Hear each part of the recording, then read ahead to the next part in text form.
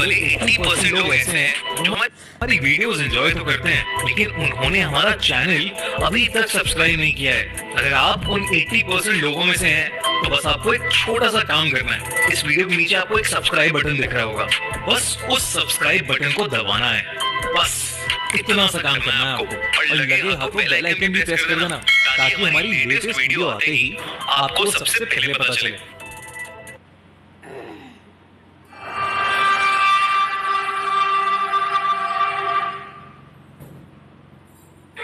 Haunted lake.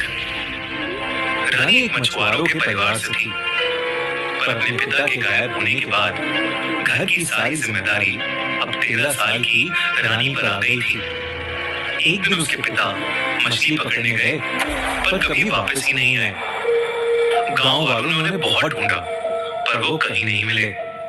रानी को भी अपने पिता का ऐसे सब कुछ छोड़कर जाना बहुत अजीब लगा। उसे उन पर गुस्सा भी आता था, पर उसे अपने परिवार का पेट पालना था।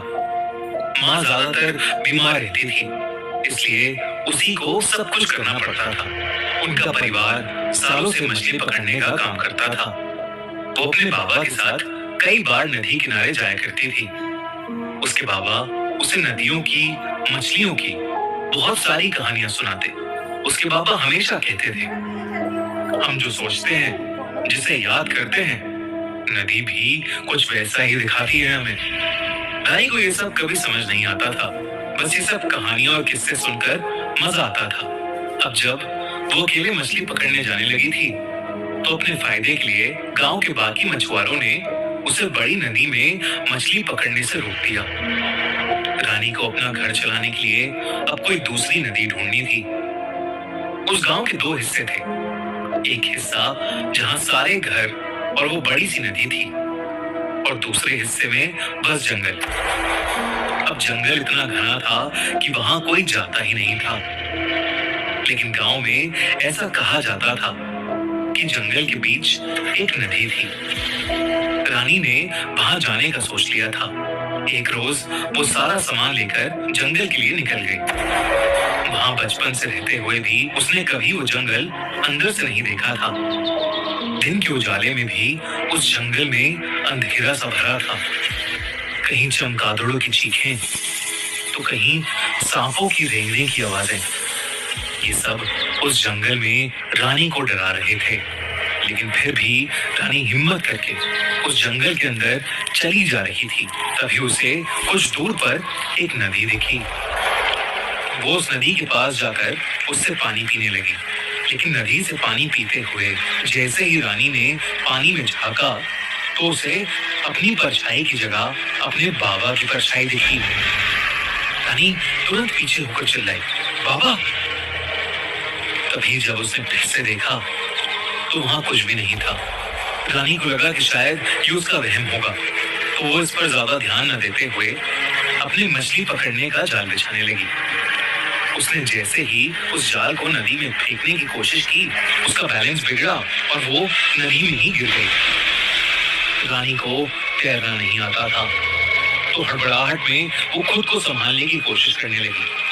खुद को संभाल कर वो नदी से निकल ही रही थी कि अचानक उसे ऐसा लगा जैसे नदी के अंदर से किसी ने उसके पैर को पकड़ लिया हो और उसे नदी की तरफ ही खींच रहा हो।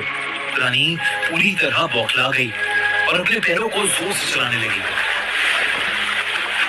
उसका पैर तो छूट गया, लेकिन जब उसने पीछे देखा, तो वहां कोई भी नहीं था। उसे अब और अजीब लगने लगा था। वो वहां किसी इंसान के आसपास होने का एहसास कर पा रही थी। इससे पहले कि उसे कुछ समझ आता, उसे नदी में कुछ उसकी तरफ आता हुआ दिखाई दी। एक लाल कपड़ा उसी की तरफ बहता हुआ आ रहा था। वो लाल कपड़ा जैसे ही किनारे पर आया, रानी के पैरों तले जमीन ही खिसक गई। वो लाल कपड़ा ठीक उसी गमछे की तरह था जो उसके बाबा अपने गले में पहना करते थे। रानी को कुछ भी समझ नहीं आ रहा था, आखिर उसके बाबा का गमछा उस नदी में कैसे आया था। रानी ने खुद को समझाया कि वो लाल कपड़ा किसी का भी हो सकता था, और वो खड़े होकर फिर से जाल बिछाने लगी। रानी मछलियों का चारा लेने के लिए पीछे रख के अपने सामान के पास गई। जब उसने अपने सामान का थैला खोला तो उसके बीच उसे अपने बाबा की एक फोटो दिखी। चौंकाने वाली बात ये थी कि उस फोटो को वो खुद नहीं लाई थी, और तो और उस फोटो में किसी ने उसके बाबा की आंखों को बुरी तरह खरोंचा हुआ था। रानी ने सब काम वहीं छोड़कर वहां से निकलने का सोचा। उसे यकीन हो गया था कि उस जगह में कुछ तो गलत था। वो अपना जाल उठाने के लिए नदी के पास वापस गई, लेकिन जैसे ही रानी ने जाल पे हाथ लगाया, उस जाल में एक अजीब सी हलचल होने लगी। रानी को लगा कि शायद जाल में मछलियां फंस गई थीं, और इसलिए उसने जाल को जोर से बाहर खींचा। और उस जाल के साथ नदी से जो बाहर आया, वो रानी ने अपने सपनों में भी नहीं सोचा था। उस जाल के अंदर उसके बाबा की लाश थी। रानी की आंखें फटी की फटी रह गईं। वो जोर जोर से चीख कर रोने लगी। तभी उसे अपने पीछे किसी के गुजरने का एहसास हुआ। रानी को लगने लगा था कि कोई बुरी शक्ति उसके आसपास मंडरा रही है, लेकिन रानी अपने लाश का आधा धड़ कटा हुआ था। ऐसा लगा किसी जानवर ने उनके आधे धड़ को खा लिया हो। इससे पहले उस सदमे से उभर पाती, उसकी आंखों के सामने से उसी नदी में से एक बहुत ही भयानक औरत निकली। उसके बालों पर काई जमी थी और उसके दांत बहुत ही बड़े और नुकीले थे। उसका पूरा शरीर गला हुआ था और उसके चेहरे पर खून लगा हुआ था। वो रानी की तरफ देखकर मुस्कुराई और रानी की आंखों के सामने ही उस नदी का रंग नीले से लाल होने लगा। रानी की चीख निकल गई और वो बस बिना पीछे देखे वहां से भागती चली गई। उस दिन के बाद से रानी कभी दोबारा मुड़कर उस जंगल के अंदर नहीं गई। किसी ने भी उसकी बात पर विश्वास नहीं किया, पर उसे यकीन था कि शायद उसी की तरह किसी दिन उसके बाबा भी वहां मछली पकड़ने गए होंगे और वहां उनका सामना उस भयानक समुद्री चुड़ैल से हुआ होगा। रानी को उस सदमे से बाहर आने में बहुत समय लग गया। रानी अब ठेले पर सब्जी बेचकर अपना घर चलाती है, और आज तक उसे उस भयानक घटना के सपने